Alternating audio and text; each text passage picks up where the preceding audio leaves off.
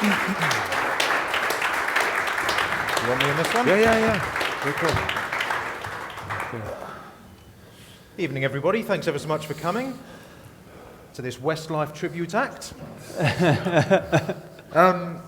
You know who all these people are, but Ralph Krueger, the chairman, Ralph Hasenhüttl, the manager, Toby Steele, managing director, and this evening is going to be driven by you, your questions, what you want to know about the club.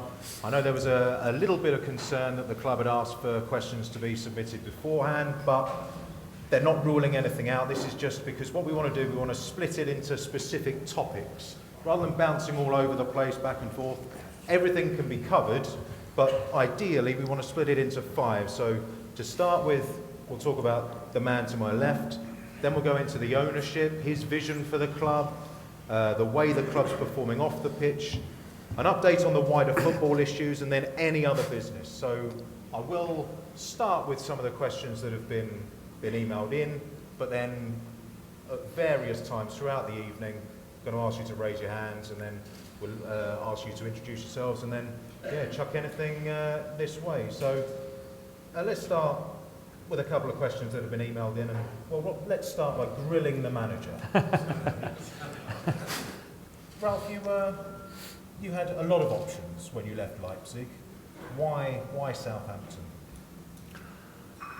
Yes, I think it was a little bit surprising, maybe also in Germany, that I decided to go to England and to take over a club that is not part of a maybe Champions League battle or something like that. I had 2 very successful years in Leipzig, and we played Champions League and EuroLeague, and I felt how it is to be part of a European playing club. And I think for me, the big decision was, should I go to another club in Germany?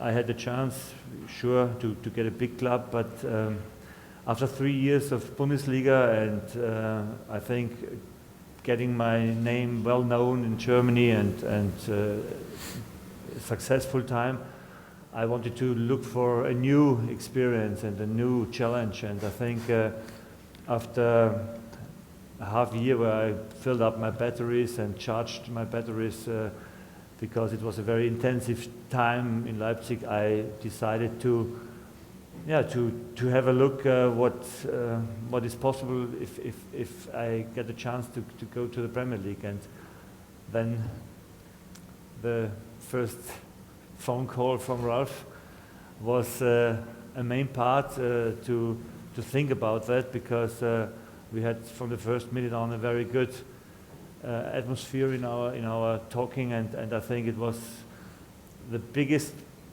step or the biggest impact in my thinking that I had a very good relation in the first moment to Ralph, and it was about, okay, I can imagine that can be a good step for me. I didn't know anything about this club before, but I can tell you after 6 weeks or 7 weeks being here that in every time I'm here since the beginning, I never thought it was the wrong decision. It was the best decision for me. It's not a bad start. What about these first 6 weeks? You've had 45 matches or whatever it is in this silly schedule we have over Christmas. How have you found the first 6 weeks? I knew that it is a tough time when I'm coming here with no chance to train a lot, or very, very tough games over Christmas. I think you need really to be brave if you come here in that moment, because it can happen that after the first 6 games you don't have a lot of points. So that we got until now 10 since I'm here is more than I expected, I have to be honest. But we have to get these points, because you see how close the relegation zone is and how tight it is and how difficult it is to leave this area, because the other teams are also very, very strong, and we, with our games against Arsenal, City and Chelsea, you couldn't imagine that we take 10 points until now. So we are happy to do this first step, that we did it in a good way, and we still have to develop our game, because we see there are few things really working good now. I think we created a lot of chances in the last games. We could score easily. It felt that we can score in every game, but the tendency that we often give this lead away is still here, is still present, and mainly in the cup games we had two horrible situations where we gave this win away. And that it's not possible. If you want to stay and if you want to be part of the Premier League, you have to be more concentrating and more balanced until the end of the game. And that's what we are working in every day. And what I can guarantee is that we know about our weakness and we know about our strength, and we are working to get the strength better and the weakness away. But that doesn't go from now to tomorrow. That costs a little more time, and I think if we work hard now, we have a little bit more time to train. I think we can bring the team to a more consistent way of our game they play, and that is 100% necessary. Mr. Chairman, you've made a popular appointment, judging by the reaction to the first answer. How did Ralph's name crop up? Well, first of all, thank you to everybody for submitting your questions and for spending this time with us here this evening.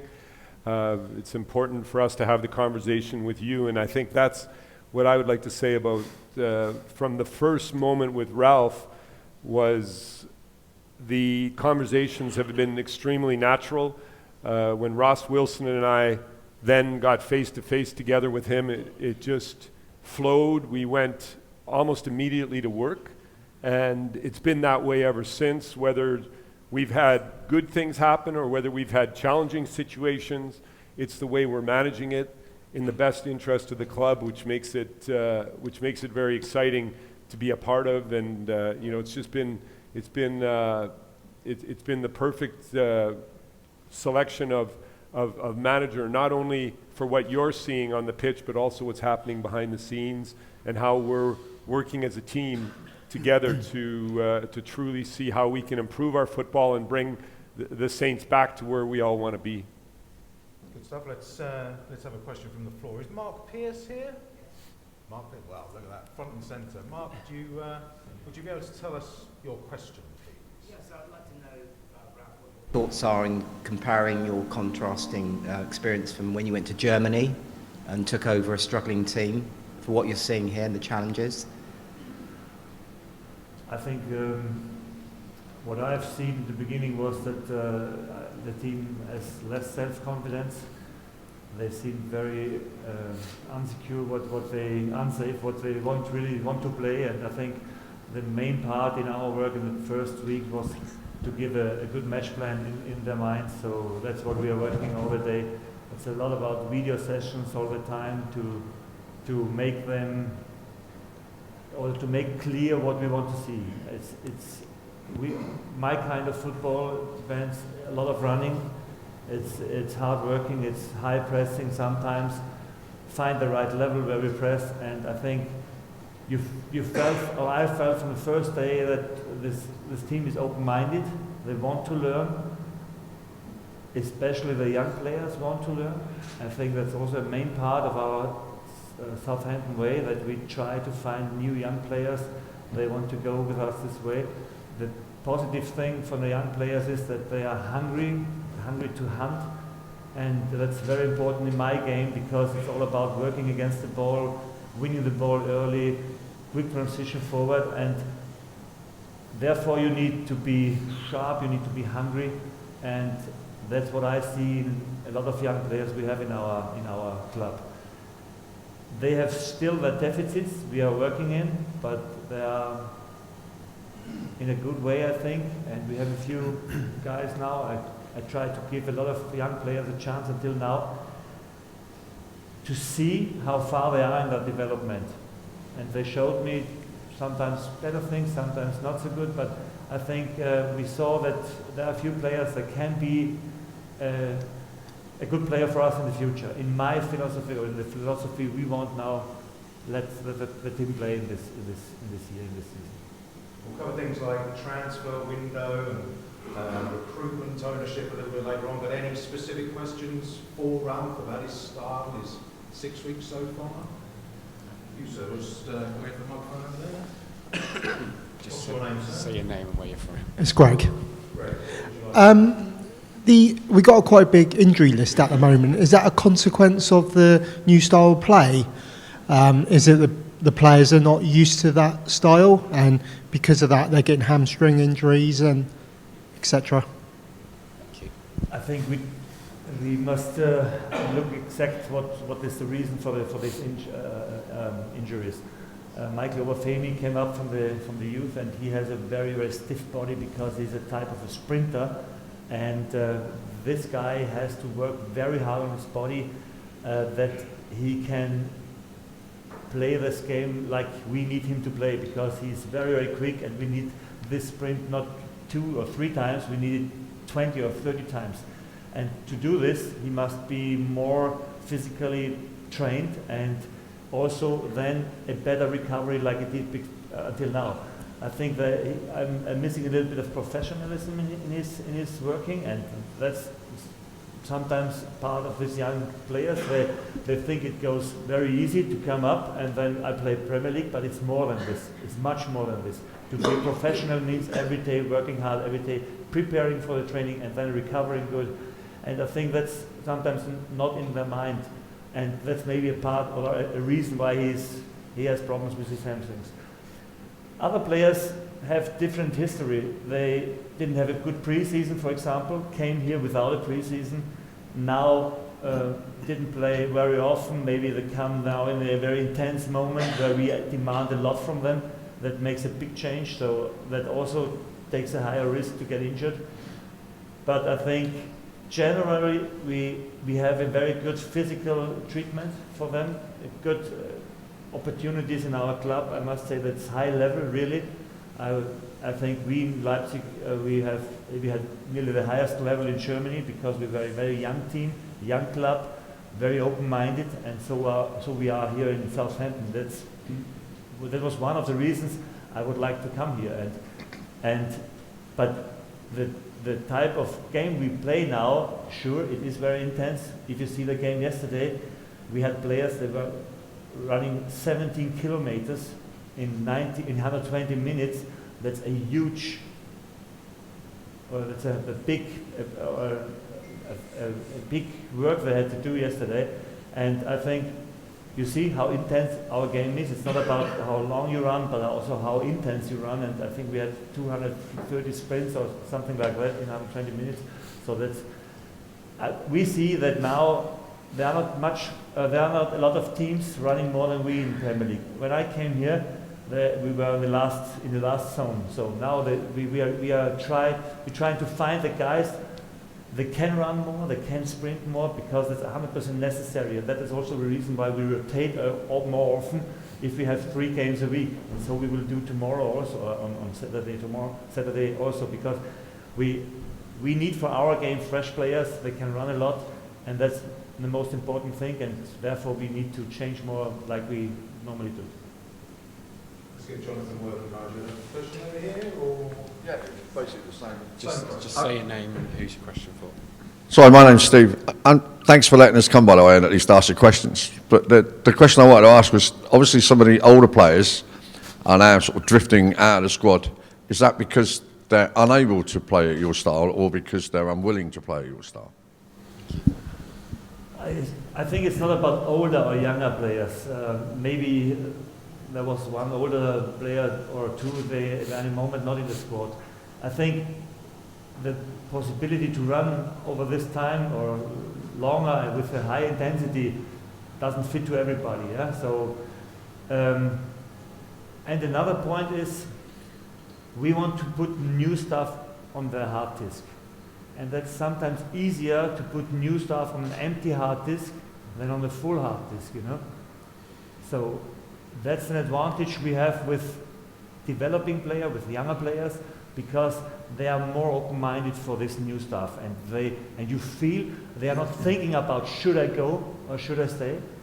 They are going, and that's the difference. And if you think 1 second too long, you are too late, one step too late, and then the whole pressing system doesn't work like we want it to work. And if we do it together in our nets, then we also can give Chelsea, for example, problems, Arsenal problems. Also against the big teams, we try to make our deficit, what means individual quality in 1 against 1, we try to give away because we have more team spirit, more working together, more commitment, and that's how we try to come in the same level. That's what we try. Good stuff. Well, let's have one more and then we'll move on to ownership. Just say your name and who your question is. Martin from Paul, herzlich willkommen. Ja, beim besten Verein in Süden. But what I'd like to ask you, this business last night as well, you know, surrendering these leads is not something that's happened overnight. We've had it now for 2 years, maybe longer. I mean, is it a question the personnel's not good enough at the back? You know, the lapse of the concentration are just, they're unspeakable. I just don't understand what's going on. I know about this history, and it's a mixture of a few components we miss sometimes. A little bit concentration, a little bit quality in 1 against 1 defending, for example. But I think we also showed that we really can be concentrating and focus and well defending until the end, like against Chelsea, like against Leicester with man and less. So I think the key part is after getting in the lead, the first 10-15 minutes, a little bit like leaning back, that's in their minds sometimes, and that's I want to put out of this minds, and that's I think. No, it's not about leadership. It's about feeling a little bit too comfortable, and that's not possible in the Premier League, not against the Championship club. It's not possible anytime, and I think that's something of development, of getting smarter and cleverer in a few moments, and I can guarantee you we are working on this part, and we tell them every time, and we show them, and we invest too much that it is a chance to give it so easily away. So we will try to earn more for our investment. That's only possible if you don't give it so easily away. And we will stop this, for sure. Good stuff. By far the most common question that came in on email from you all was about the owner, Mr. Gow. So, Mr. Chairman, what's Mr. Gow made of the season so far? Well, he's been in contact with me on a regular basis, and as you have seen, he's been here a few times. It's you know, Mr. Gow is somebody who watches all the games. I've told you this before. He'll get up in the middle of the night or stay up to be able to follow the team. He's very passionate, and he cares about us developing in the right way. I think the trust that he gives the board, and it is a solid board that we have here together, is very deep, and you know, the information flow is open, and you know, we are able to, you know, communicate on a regular basis through translators. As everybody knows here, he doesn't speak English as well as Ralph. We don't need a translator, and it's you know, it's been for all of you. Of course, you know, you have requests, and we see that in the questions, you know, when is he speaking? And I think, Paul, I can just speak openly about the fact that, you know, the owners in the league in general, in the Premier League, don't tend to be that vocal and don't speak out. And, you know, it just shows the confidence in the board in place that he lets us actually communicate the messages of what we are doing business-wise, football-wise, everything, through the people that are sitting here today. By not hearing from him directly or in statements, there is this lingering question about his ambitions for the club. What are they? Well, it's difficult to question the ambition of somebody who purchases a majority share in the Premier League. This is the #1 league in the world, and when you're getting into that game, it's a tough game to play as an owner, and it's a huge investment that you make and a big commitment. And obviously, he purchased into what he found here. They did their due diligence. They looked deep into how we function, that we're a value-first club, that we have passionate support like everybody here in the room today, and that there's a huge opportunity for growth here. And we've had a setback here the last few years. It's been a difficult start for him as an owner, but you know, he's truly invested initially in purchasing the club. He also invested in the business model that we have, which is running a responsible club, a responsible business that develops players. And yes, we do buy and sell players, but it's part of what makes us unique and special. We've done a solid job at that. Not every, and we'll speak about the transfer market later, but not every purchase has been perfect, and not every sale has been exactly the way we want it. But in general, we have a model that many other clubs look up to and speak about. And I think Mr. Gal bought into that, and he's been extremely supportive also in these tough times. Toby, you're Mr. Numbers. Investment is always sort of key when it comes to the owner. Is he putting his own money in things? Has there been significant investment in infrastructure, new players and things in his time? We are free to reinvest every pound that we make, whether that be in the transfer market, whether that be from operating profits. We've invested significantly in the stadium, in the infrastructure, LED boards, floodlights, hybrid pitches over the last 12, 18 months. Just following on from what Ralph said, we've had no requests for money coming out of the club at all. Very positive in that respect. So we have that ability to continually reinvest in players. Everything we do is about reinvesting in that playing squad. And we've had no additional debt put on the club. We have a very low debt compared to most other Premier League clubs. So from that standpoint, it's been very undemanding, very encouraging, and letting us get on with running the club, which is the most important thing for us as a board and the management team, to give us that free rein to continue along the path that we have been. Does anyone have a question about ownership? Right in the Right back, at the Lee, back. right in the Come on, back. Jonathan. Bit of a run. Pink running shoes on. pink sweater. Yeah, if you just want to say your name. Hi, it's Terry. It's just picking up on your, you mentioned about Mr. Gow did his due diligence. Yeah. How much due diligence did the club do on Mr. Gow? Or the owner at that time do on Mr. Gow? So the sale process quite clearly was run outside of the club, sir. What was your name? Terry. Terry? So it was run outside of the club. There was an external. We as a board met Mr. Gow once the deal was near closed and finished. So I can't speak to that process other than the fact that that it is an investment of a sort where there needs to be a connection, and I think we've spoken clearly that Katarina and Mr. Gow do have a connection, and they do have, with Nellie too, the daughter, a very close relationship. I do see that in action now, and I believe that personal relationship in the process played a factor, but I can't speak to the exact technical development of that relationship, sir. I think that answers my question. Cool. Jonathan? Yeah, thank you. Right in the back, Jonathan. Jonathan? Yeah. Keep going. Just say your name. My name's Sandra. I'd just like to know, we haven't heard from the owner since he took over. It would have been nice just to have one statement or an idea of his ambition. I know he said, you say that you're quite happy, he's quite happy to let you run the business on his behalf.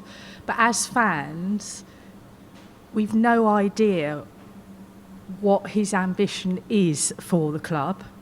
To me, it just seems now we've been left with a squad of very average players, all earning about the same money, doing very nicely in the Premier League. They don't seem to have the ambition like the squad of 18 months, 2 years ago. Unfortunately, getting into Europe and having the Milan and the Holland experience, fans wanted more of that. Do you not think now we should get rid of the average players and take a punt and buy 2 or 3 really, really good players like Bournemouth have, and some of our rivals, to actually push the club on again?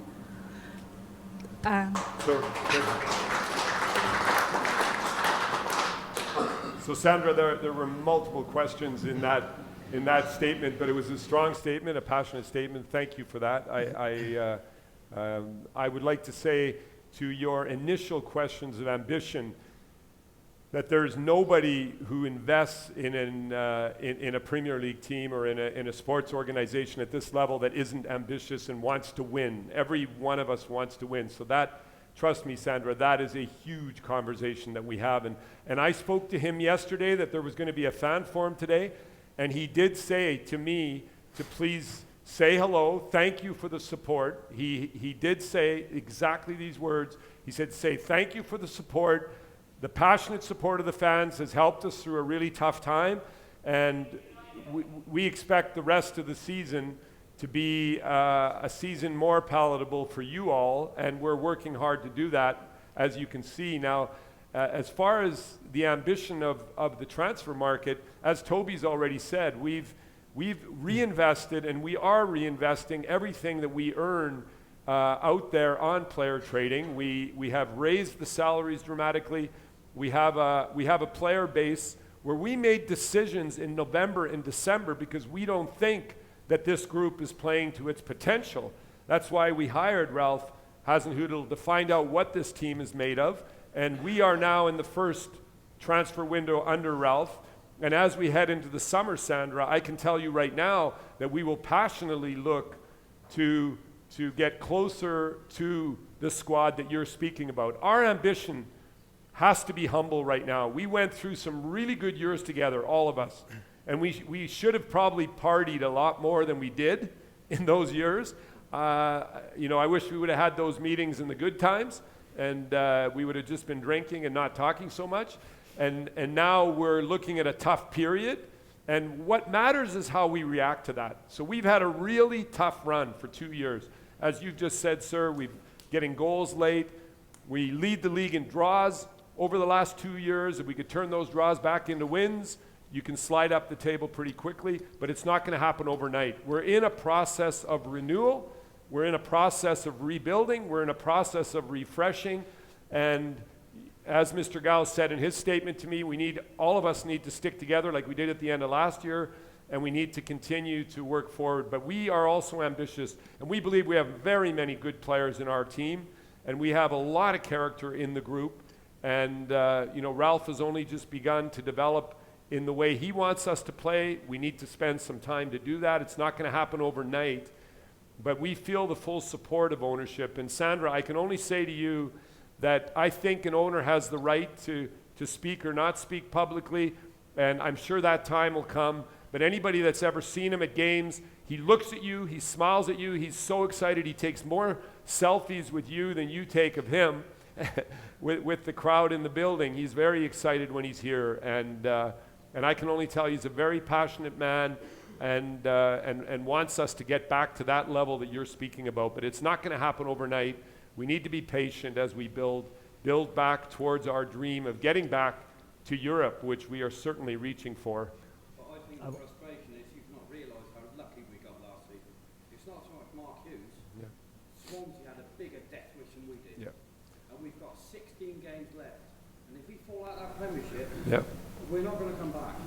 Once you're in there, it's a quagmire. No, we agree. And as long as you understand, but we all know what it's like. Yeah. I want to. We've been there before. Yeah, you want to speak to I want Sandra to speak quick to first? Sandra also Yeah. because I Thank you. know fans want to be proud of famous players. That's what I understand. What we try to build here is getting young players here.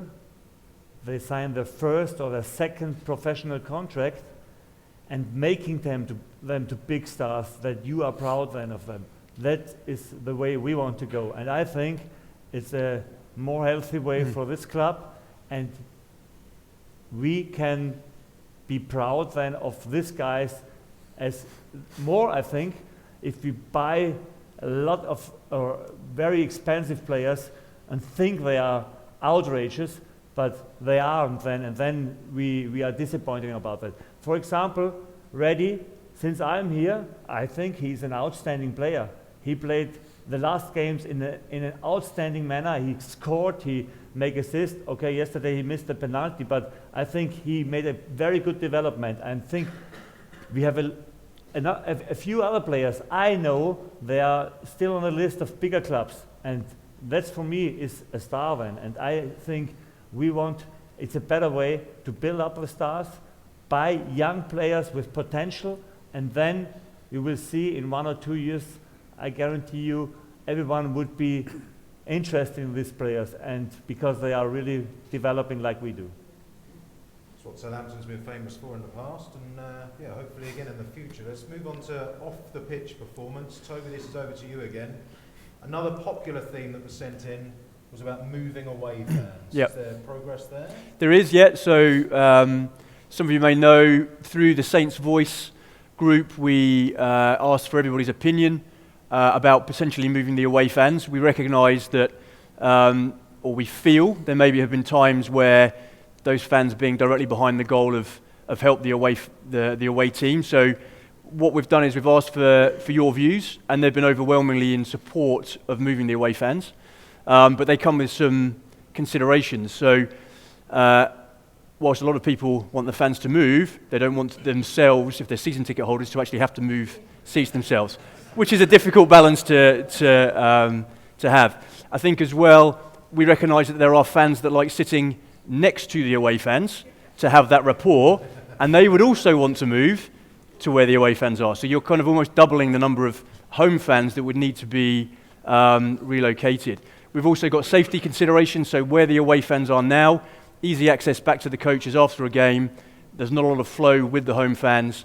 And so we need to also consider what the safety advisory group, which is made up of the council, the fire, the police, what their views are of moving the fans as well. But for now, the first thing for us was to get your view, which was you support it. So now internally we're looking at every consideration that we would need to do to meet whether it be the fan perspective, whether it be the safety advisory group perspective, and then we will then take that to that safety advisory group and put our plan forward to them. And if they accept it, we will then come back to the fans and say, okay, we've had your buy-in, we've got the safety advisory group's buy-in, now is this something we really want to do? And we also have to bear in mind the cost of moving those fans. Is that something we want to do, and is that money best spent, or is that better to reinvest within the team? So until we've done that further research, we'll sort of keep that information to ourselves, but as and when we'll come back to you and let you know what our plans are. Excellent. A couple of other off-the-pitch topics. Joshua Burridge. Is Joshua here? Joshua's over there. Key question. Do you remember your question? That was a good question. I believe my question was about the plans for potentially opening up sort of fan parks, maybe outside the ground, or additional areas to drink, maybe before the game. So we're working with the council on a fan zone in the South Car Park, so just over here. We hope to get approval for that within the next month or two. Depending on any other conditions that we have to go through to actually launch that, we may launch it in the spring. We wouldn't do it now when the weather's like it is, or at the beginning of next season. But we have plans to do that. We've got our outline plans of what it would look like, and yeah, we hope to be able to do that. Longer term, so again, popular topic that I get asked is about the gas site adjacent to here. So at the moment, there is a developer who has the option to buy that and develop that site, but the council recognise that that site has to be for the benefit of the football club as well, given its close location. So we're in discussions with that developer about how we can get benefit for that site, whether that be a fan park, whether that be a community centre as well, somewhere that can help bring fans on a match day and a non-match day to this part of town, to the stadium. That is a longer term plan, sort of a 3 to 5 year proposal. But we're working with them, and again, as and when we get plans of that, that's something we'll communicate out to fans and keep you involved and keep you updated. But there's a lot of potential for some good things around the stadium. Graham Hepburn, Easy one. Right, thanks. Ralph, your background is in North American sport, where TV replays are a lot more common. I'm very frustrated that I don't get anything like the same product when I come here to St Mary's. In terms of TV replays and knowing whether incidents, whether the officials have gotten correct or not, compared to when I'm sitting at home. Obviously, I pay more to come here than when I'm sitting at home and watching games on TV. I know about the rules, but I really feel that, it's 2020 in next year. I really feel that, we should be treated as adults. We should be able to see replays, especially VAR. And, when we go home, we should know what's happened. And it would be good if people within the game could press for changes to the FA rules so that we're able to have that. I agree completely. I mean, we actually had a conversation with a few board members this morning about the fact that we don't have that type of entertainment in the stadium. And I think with VAR, it'll open the discussion up again. Once those decisions are being made, I'm sure it'll free up the opportunity for us to show goals. I was saying I think that the crowd should be able to see the goals for and against to be entertained. I mean, it's something that for me, if we have the screens in the building, why not? But I you know the rules, they are the way they are. But with VAR was a step we just took. And VAR may change everything, particularly if you see what happens in rugby, where they'll show that incident and slow it down, and fans get to see it. At the moment, the Premier League's view is you can't show anything that's not positive or non-contentious. so those are the rules, and you know, in our media team. So a good example. Nathan Redmond's goal against West Ham, when it hit his hand and was not given, the team had a split decision. Do we show that and potentially frustrate our fans that it wasn't given, which could cause more frustration and get the crowd down, or do we show it and you could have a positive reaction? And actually that split-second decision before the game was almost, okay, that would be potentially contentious, so we don't show it. But yeah, you know, it's something we're happy to feed back to the Premier League, and I think the VAR will change everything, because if you're then showing those decisions that the referee is seeing, then why do you, and that's contentious, you just end up showing everything. Whether of course we want to show opposition goals and chances, maybe we don't want to get them too excited, but we'll keep that in mind. Does anyone have any other questions regarding off the pitch stuff, or should we get to the there's one over there? Yeah.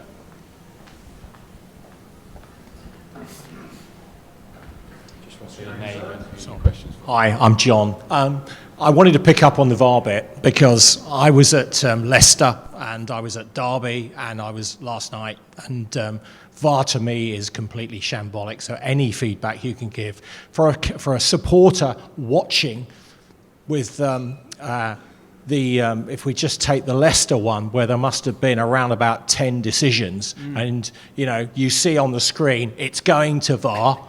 Yeah, and you are absolutely spot on with both rugby and cricket. You know, they'd keep the supporters involved. Yeah. It's a customer experience here that they're providing, and they need to reflect that going forward. That's my view. Yeah, and what's interesting with the Premier League's view, with rugby, where you've got fans mingling and the chance of potential conflict is particularly reduced, they feel that it's easier to put it on the screen. The Premier League's view is let's see what happens with VAR. Whether that comes in initially with incidents on the big screen, we don't know. But I think with the fan desire to see those, and it's building and building, and particularly when it does take so long, my own view is that in time that will come in, but to what period, we don't know. It was interesting at Leicester, you're right, because every tackle that we put in, it said VAR looking at a red card, and we were saying, red card for what? So that was causing more confusion. So I think it is trial and error, and the Premier League recognise that, and the FA do as well, and I think we're already seeing things speeding up compared to last season, and hopefully it'll just get slicker and better over time. Yeah, let's hope so. Yeah, so do we. Let's have an update on football now. And Ralph, what about the restructuring at the top? Where are we at? Well, quite clearly, everybody here saw we've started a refresh in November, December. We're refreshing many areas of the club through this difficult time. One of them is the Southampton way in general with our staff. We're going through processes to revisit our values and the definition of those, and the journey where it's going to be going for our in-house people, but also for you. What's important is in football we have, with Ralph and with Ross Wilson, we have really a strong lead right now in a very healthy conversation where we're in a period of analysis which will go through this window right through the season, and we feel comfortable. We will be hiring some people to strengthen our teams in football. We have, as everybody knows, the important academy, where we also made a decision to create some space, and we've got some people stepping up into these spaces. Not only Ross Wilson in the professional arm of the club, but also if you look at at what I call amateur, but it's the academy really. We have a very strong lead in Matt Hale. I don't know if you've heard that name before, who's really operationally done an outstanding job in the last couple of months, and we're looking at hiring in those areas to strengthen the teams. And we will be working through the transfer windows also in more of a collaborative kind of environment, and lots of conversations. Just the triangle between Ross Wilson, Ralph, and myself is communicating daily on a regular basis. And don't worry, the football is with Ralph and with Ross. And I then tap in to the board where it's needed and where support, whether it's in the finance or legal or commercial. We reach out into other areas of the club, and you know, that I'm just a conduit then for the people that are really good at doing the other things. But we feel good with the structure at the moment. It feels healthy. It feels very alive. Everybody is really you know, growing in this process right now, Paul. What about you, Ralph? You and Ross Wilson, are you on the same page, same wavelength? Yeah, it was a good working together. I think from the first day on, he's a very, very busy guy, and I think he's with me nearly all the time when I'm not on the training pitch. So we speak a lot every day and discuss players, looking for decisions. They are helping us to get better players, or that fits better to our philosophy in the club, and move the others away. So it's about every day working hard on a shadow team, we call it, that we know exactly in what position we need to have this or this player with this or this qualities. The scouting part is getting rebuilt for the future, because we have a different philosophy now, and we need other players. They can really put pressure, and I think that's the main part of our work every day, and therefore we need to talk every day for a lot of time, and that's very, very important. And are you hearing positive messages that these fans are going to see a new signing or two this month? I think we have our hand on a few good players, and I think the crucial thing is to get the best one, what will help us not only now but also for the future. That means with a good, I call it fantasy, that he become a very, very outrageous player that can make the difference. We are looking for the difference makers, and that's what I want to see. Sandra, I think it was playing about I was talking about the average player. We don't need an average player. We need a player who has something special. And maybe he has also a few mistakes now, or a few problems in his game. But I have to see, are these problems I can remove, because I put him a good plan in his mind, and then he's a good package, and that's what I need. And then we say, yes, that's the man we take. Otherwise, it doesn't make sense. Can we get the microphone? Get the microphone. Just saying. And your name, sir? Yeah, Charlie. Yeah. Is it awkward to get a young player because of the position the club are in? Because obviously the young players are ambitious as well, aren't they? Anyone that's got talent is going to be hard to sign. Are they? Because of the position the club's in?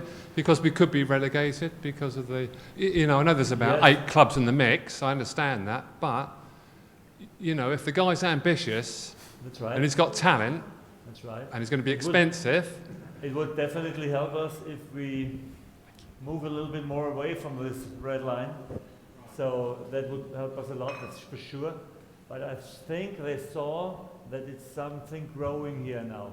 And I think that helps us to be a little bit more attractive as a club for these young players. That must help us, absolutely. Yeah? Because we are not alone on the market. We can show them our way we work. Our training ground, I think, is one of the best also in England, and our philosophy that makes every player better if he's here. I think that's for a young player sometimes more important than to get a few pounds more somewhere else, and that's what we try to find. And they guys, these guys, they're then coming to us. You can be sure they are 100% part of Southampton, and that's what I want. And Charlie, I think it's really good that we have a manager that had the courage to take on that challenge. Because my concern... yeah. And Sophie and Bufal, that are out on loan until June or whatever, you know, they were expensive, you know, represented about £20 million, and weren't around for long. Right. That's a bit of a concern. I know. Yeah. I have it in my mind. A couple of managers ago, we were told in press conferences that the academy wasn't very deep. There wasn't a depth of talent there. You've come in, you've given 4 young players their debuts. You've been using a couple of others quite regularly. Is there more to come? How deep is that talent pool as it stands at the moment in the academy? I'm just being in the period where I try to get an overview about all the talents we have. That's the reason why I try to give always 1 or 2 young players the chance to play, to see how they act, how quick they learn.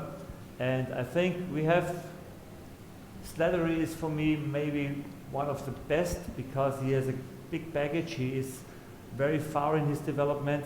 Young Valerie has a fantastic physical part that is very important for my game. Sure, he has some deficits, technical and with his header, but that are parts we can work in, we can develop. That's okay. If you are not quick enough, it's very hard to develop a guy because quick or high speed running, there is not so much potential to develop, you know, that you have or you don't have. So that's important. Mike Obafemi has this. We have to bring him a little bit more in this professional way. So that's also possible, I hope so, to change a little bit his mind. So we have a few diamonds. They are not so shiny in the moment, but I can guarantee you we are working on them. And then I think we have a few guys we will be very, very proud of in the future. And I think that's a way everyone wants to see here. And although we have to stay in this Premier League, there's one thing without the other doesn't count for me. Both targets we have to face. I think I'd like to say something to recruitment there. If you listen to the names that Ralph just mentioned, so Callum Slattery, here 12 years. Did any of you know him, unless his dad is here, did any of you know him when he was recruited at 7 years of age? We have people out there recruiting 7, 8-year-olds. So that's one of the ways. So we're not just recruiting on the obvious purchases in the transfer windows. If you look at a player like Jan Valery, he's been here 4 years. We recruited him with our excellent recruiting team out of France. We brought him in here as a 16-year-old. Michael Obafemi from London 2.5 years ago was free on the market. We paid minimal for him, and he's got a lot of work to do, but the skill and talent is there. And then you can look at the next level of recruitment when you take Jan Bednarik, a Pierre Hoiberg, an Oriol Romeo, Nathan Redmond. These players are the players that Ralph spoke about on their second contracts, coming from other clubs, were recruited in their young 20s, needed a year or 2 years to get going, and are becoming mainstays in our lineup. And then we, once in a while, might recruit somebody who's a more finished product, like a Yannick Vestergaard or a Danny Ings, who needed to be injected at the right time in the right place. So you've got all these levels, the kid that comes at 7, the one that comes at 16, the ones that come at 21. So when we're judging our recruiting, our scouting, our development, please take a look at the whole picture and not just the obvious ones that come in, because we've missed on a few, there's no question about it, but we've also hit on a lot of very, very good players who are a couple of the best players in the world right now. Came through Southampton, and we lost that way a little bit a couple of years ago. If you want to remember, the summer before this all started, we didn't let anybody go. So we changed the pattern, and now we're trying to get back to that. And Ralph in the lead of that is exactly the right man. But that's a little bit more depth in recruiting that you need to understand behind the names that Ralph is mentioning it to you now. They don't just fall out of the sky. We do a lot of work to get them here and then to grow and develop them all the way through the academy and in through the first team. Anyone got any questions? You're wearing a Saint shirt. You've got that extra bar. Just saying your name and who's What's your name, sir? Max. What year is that from, Mac? 2003, when we were in Europe. I think it was. 2003. So you talked about Pierre Højbjerg. Do you see him as the captain of the club now and the future of the club? Do you see him as taking a future, new contracts? He's one of our best players, I think. I see him as a captain for the future, if he doesn't get so much red cards. Because otherwise there wouldn't be 36 games a year, but only 30 games, and I miss him a lot, the last games. But I know that a lot of good, famous clubs in Europe have him on the list, so that's one of the players I was talking about. We know that we are not alone in the Premier League. The big clubs are hunting for the good players, and I think we have a few. They just are in the focus from these clubs. We, for example, Pierre is a player. He has a lot of things I want to have from a player in my team. A lot of good passion, a good mentality, unbelievable good finishing, because he has hamstrings like this. I've never seen them before, because if he wears his short trousers, it doesn't come over the hamstring. It's unbelievable. So I've never seen this before. But I think he is one of these guys. I think we can build a team around. He's a professional player, very hardworking, and sure he's one of our key players. That's for sure.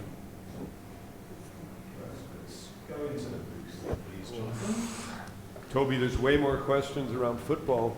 I'm ready to answer whenever, but just you guys are doing great. Hi, my name's Tina. Going back to the last question about the captain, historically we've always had really good club captains here at Southampton. The last two coming to mind, Kelvin Davis, who now obviously still is part of the club, and then the last one sadly is just gone, Stephen Davis.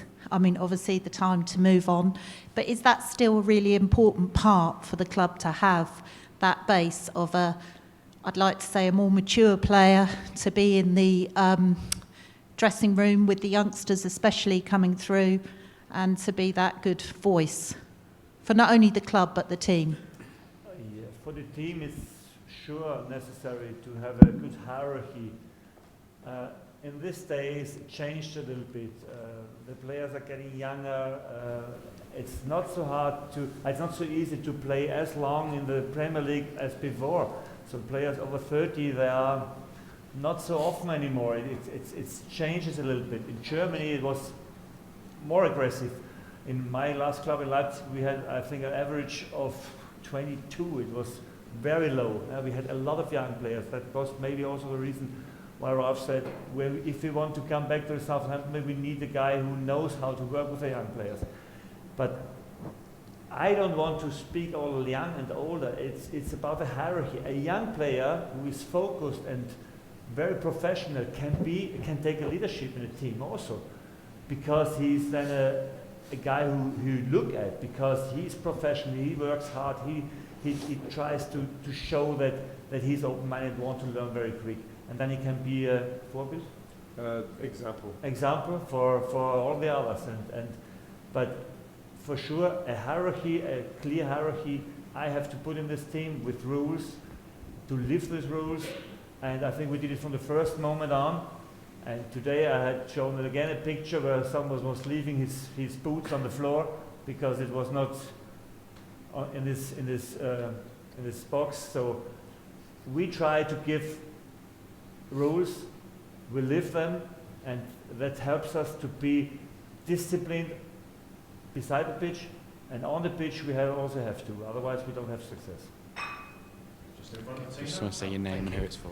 Hello, my name's Elliot, and this is, I guess, for both Ralphs. The German team, Dortmund, have recently announced that they won't be selling any more players to Bayern. It's an internal agreement and a formal one. Is there any particular similar agreement we could come to with perhaps Liverpool? I was hoping.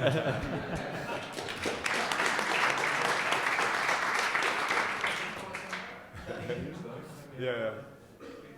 You know, we have to go, Elliot, we have to go case by case. What's best for Southampton Football Club is what we're trying to do on our deals. And You know, they've, you know, Liverpool's invested heavily in Southampton. But I think I understand your passion, Elliot, but the best thing would be why don't we beat them when we play them next? But you know, we'll see. We'll make the decisions that are best for the club, and we can't personalize it that way. It's not so easy to develop a player, make him better and better, and without getting in focus on the other teams. And there are a lot of very, very big teams also in England, but also outside England. And if Dortmund says it doesn't give, or they don't want to give any player to Bayern Munich in the future, I can guarantee you the day will come. They really do. So if you want, and if you then have to, that's two different pair of shoes, I think. Yeah. Say your name and who it's for. Yeah, it's Peter and both Ralphs actually, and Toby. Yeah. First of all, Ralph, 5 at the back, 4 at the back. Which system? And would you change it for every team that you come up against? Good question. I can promise you we have this question 10, 20 times during the 90 minutes we play. And we don't find always the right answer, I think. So the main part is at first that our team shows that they are possible to play in different shapes. That's important part. So we can switch. That's what we've shown. Now there comes the moment where we try to find the right moment when we have to do it. After the last game, after 2-0, we could take the decision to bring 5 in a row, back 5, because therefore we were very, very solid and very good balanced against every team nearly. But then you have to defend a little bit deeper, and a goal out of a set piece you can also get if you play with 5 in a row. So that doesn't make the big difference. What we see now is we get very good defensively balanced with a 5 in a row. That's a system that fits us a lot. Maybe because we have not this 1 against 1 quality on every position in the last 4. So if we play with 4, we don't have this firefighter in the center who can save us in the höchsten Not. Yeah, when we're under pressure. Yeah, or when we're under pressure. Extreme under pressure. But if you play with 5 in a row, we don't get so early pressure on the ball, so we defend deeper. And what we needed in the last game against Derby County was to stand a little bit higher in the second half, to get 1 player more in the front so we can attack earlier, to get more pressing situation, to get the ball earlier, to win the ball earlier. And therefore, we created a lot of chances then in the second half. But it's also, you saw, how easy we get with 2 goals. We are not so balanced and not so good defensively organized if we play with 4. And that's the crucial problem at the moment. So a good balance between being offensive, more flexible, more dangerous for the opponents, and not lose the defensive organization. That's which we have to bring in perfect synchronism. In the moment we don't have it. Okay. Thank you. The question I was going to ask Ralph was loan players. We've got people out on loan, we're getting people in on loan. Are we still going to have that all the time, or are we going to rely on getting everybody here on a decent enough contract? They want to stay, they want to play. Can I get an answer on that? The dream scenario is always that you'd like to sell the players that you don't want, and you'd like to get the players that you want. But as we know in the markets, it's potentially not possible to get in the right players in January. It might be available in the summer. We've also loaned out Carrillo and Buffal, but Ralph's going to take a look at them. I mean, there's no 100% that they would be sold next summer or not. They come back into, they belong to us again, and we'll reevaluate them. Both players deserve that opportunity, and when we feel the time is right to sell, we would sell, right? But the loan sell situation comes up really dependent on the individual case again. Ideally, you don't want to loan players in either direction unless it's really good business situation, you know. But in the moment, Ralph's evaluating, as he already said. He's looking out at those players again, and why not? And then we'll make a decision on them by the summer. We've only got a couple of minutes left, so anything goes. Can we just go back there, because I don't think you've asked a question yet, have you? Just say your name, who it's for. Hi, I'm Ben. Firstly, I just want to thank Ralph for giving us some football to smile about for the first time in sort of 2.5 years or so.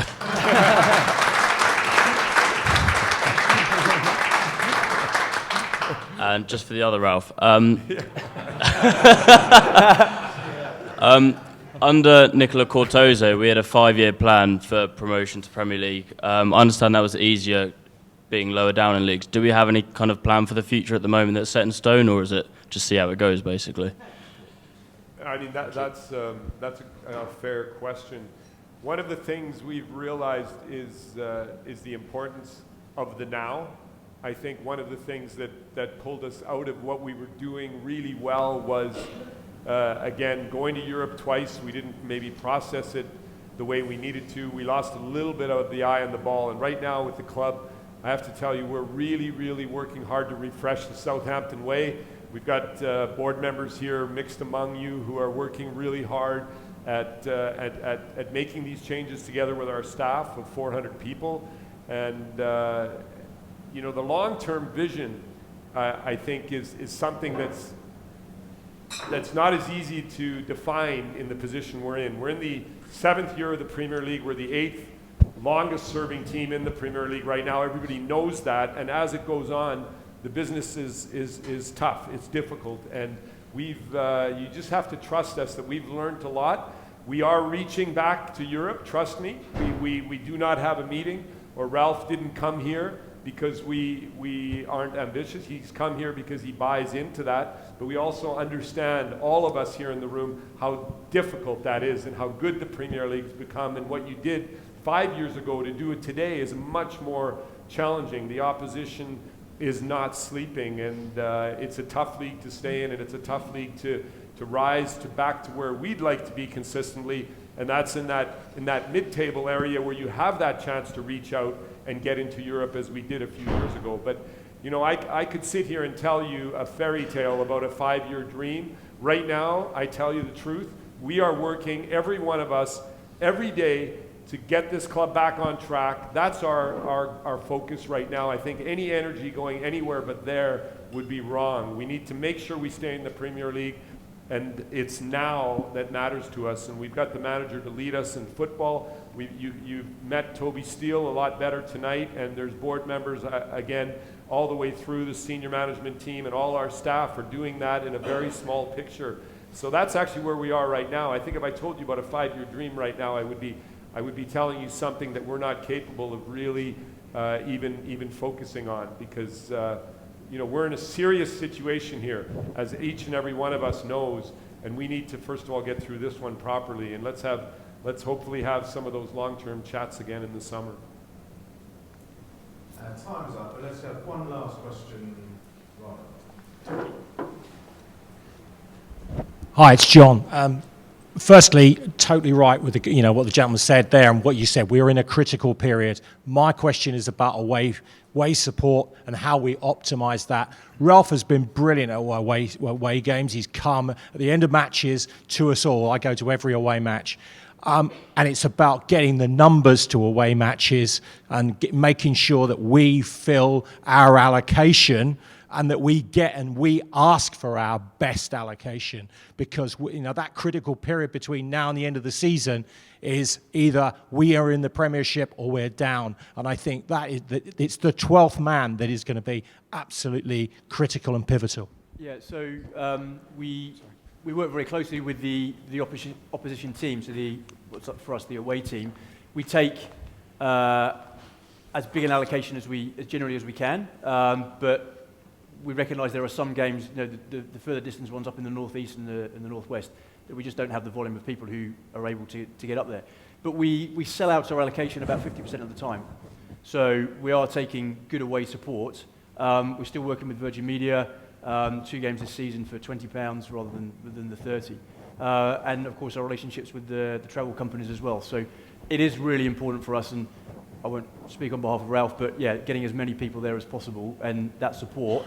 It's noticeable when we go to games how vocal we are and how great that support is. And I know the team and the rest of the support staff really appreciate it. So we're doing everything we can to get that number up as well. We just need to maximise Yeah. it and do better. It's for us to press the away support, the away club, to get as much as we can. And if we're not doing it this end, Yeah. then we're going to suffer. Yeah, no, we're doing everything we can to do that. Good stuff. Okay, ladies and gentlemen, our time's run out. Thanks ever so much for coming out tonight to talk about your club. And thanks to you guys for coming out and answering the questions.